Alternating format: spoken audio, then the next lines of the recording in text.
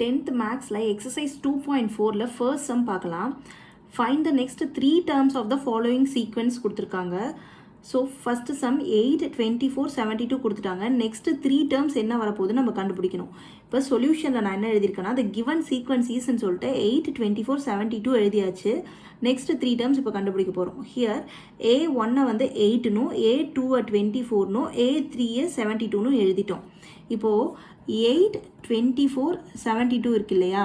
இப்போ இதை பார்க்கலாம். 8லேருந்து 24 எப்படி வந்திருக்குன்னா ஜாஸ்தியாக இருக்குது. ஸோ 24லேருந்து 72வும் ஜாஸ்தியாக தான் இருக்குது.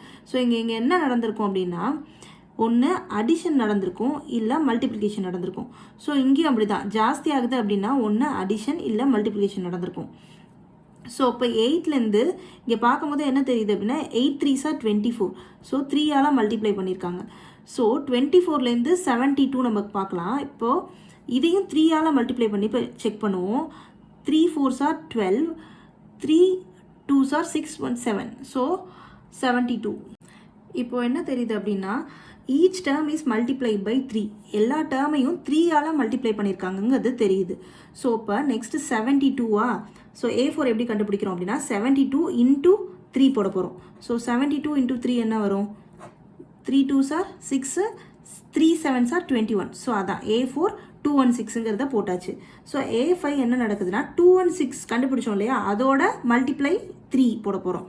ஸோ 216 இன்ட்டு 3 போட்டால் என்னாகும்?